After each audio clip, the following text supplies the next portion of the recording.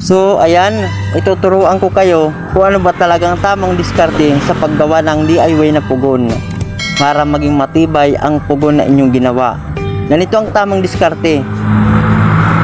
Tapusin mo ang video na ito nang sa ganon ay magkaroon ka ng idea kung nais mong gumawa ng sarili mong pugon. Ngayon, itong hawak ko na ito, asin ito. Itong asin na ito, lalagyan ninyo ng asin yung tubig. Pero depende sa inyo kung gaano karami ang asin na ilalagay ninyo. Ngayon, ilagay ninyo yung asin at pagkatapos haluin ninyo ng haluin hanggang sa ito'y matunaw. Kapag tunaw na ito, pwede na ninyo ito gamitin. At huwag ninyong kakalimutan na maglalagay lagi ng asin. Kasi yung asin ay nagpapatibay nang sa ganon hindi magkaroon ng crack or lamat yung pugon na inyong ginawa. Kapag hindi ninyo nilagyan ng asin ay sigurado ay magkakaroon talaga ng crack or lamat yung pugon na inyong ginawa. Walang silbi. Talagang bibigit talaga yung pugon na ginawa ninyo kahit meron pa yan bakal. Itong kinaganda sa asin, kahit walang bakal yung pugon na ginawa ninyo, basta mayroon ng asin, sigurado 100% naging matibay yung pugon na inyong ginawa. Ito na yung pugon na ginawa ko, ipapakita ko rin sa inyo. Itong pugon na ito, malaki ito. Gumawa ako ng pugon, depende sa size. Ito yun naman, yung pugon ko na ito, nagkakahalagang 900 pesos yung bintahan ko nito dito. Itong pugon ko na ito, ay linagyan ko ito ng asin. Kaya kung makikita mo, walang crack yan.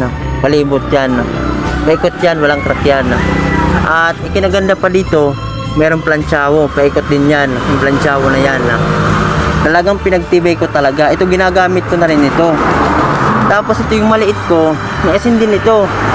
Talagang matibay din siya. Bukod sa may asin na, at meron pa siyang plantsawo na paikot. Kaya pinagtibay ko talaga. Ito naman, walang asin to. Kaya naging marupok.